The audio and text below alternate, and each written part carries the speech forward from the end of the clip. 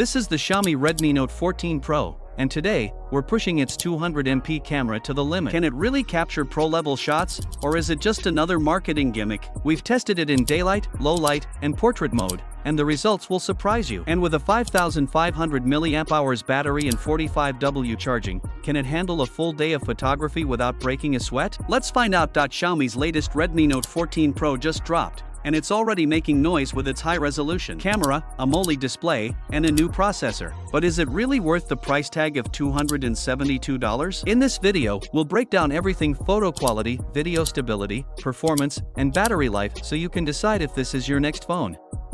Xiaomi is taking things to another level with a 200MP main sensor. That number sounds crazy, but does it actually matter? Well, in good lighting, the shots are super detailed with rich colors. Even when you zoom in, the images stay sharp. But here's the catch: megapixels aren't everything. What really matters is sensor size and image processing. Thankfully, Xiaomi has packed in optical image stabilization, OIS, and multi-directional PDAF, which help in both low-light shots and video stability. The ultra-wide 8MP lens does a decent job, capturing more in the frame, though colors don't match perfectly with the main sensor. As for the 2MP macro lens, it's there, but let's be honest, it's more of a gimmick than a useful feature. Low-light performance is solid thanks to Xiaomi's night mode processing, but it's not on the level of flagship devices. Shadows tend to have some noise, and bright lights can get a bit overexposed. On the video side, the Redmi Note 14 Pro shoots at 1080p 60 frames per second, but there's no 4K recording, which is a letdown for a phone with such a powerful camera. Still, OIS keeps things smooth, and the autofocus is quick, making it great for casual vlogging or TikTok videos. For selfies, you get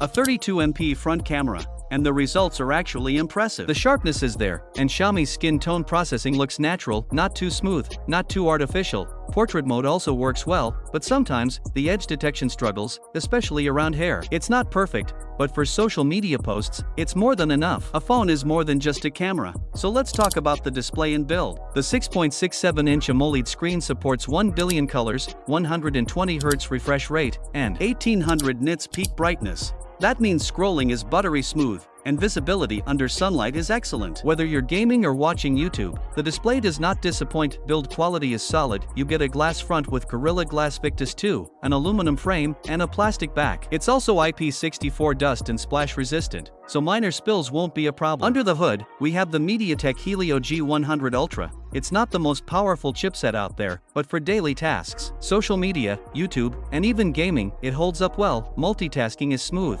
thanks to HyperOS based on Android 14. But if you're expecting flagship-level performance, keep in mind this is a mid-range phone. For gaming, titles like Call of Duty, Mobile, and PUBG run well on medium to high settings, but don't expect extreme performance. Storage is a big deal, and Xiaomi gives you multiple options here. The Redmi Note 14 Pro comes with a 128GB with 8GB RAM, 256GB with 8GB or 12GB RAM, 512GB with 12GB RAM. The best part? It supports microSD-XC, but it uses a shared SIM slot, meaning you have to choose between a second SIM card or expandable storage. If you're someone who takes a lot of photos and videos, the 256GB or 512GB variant is a better option to avoid running out of space. The 5500 mAh battery is a major highlight. On a full charge, you're looking at a full day of heavy use or 2 days with moderate use. Charging speeds are 45W wired, which gets you from 0 to 50% in around 30 minutes. It's not the fastest out there, but it's good enough for most people. For audio, you get stereo speakers with Dolby Atmos, and they sound loud and clear. There's also a 3.5mm headphone jack,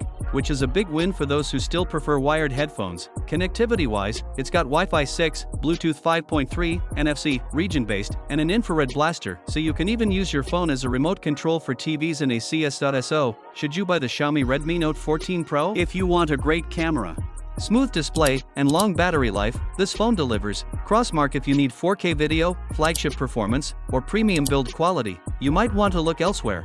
For $272, it's one of the best mid-range phones right now. But what do you think? Drop your thoughts in the comments. Would you buy this phone, or is there a better option at this price? And if you found this review helpful, make sure to hit the like button and subscribe for more tech reviews. See you in the next one.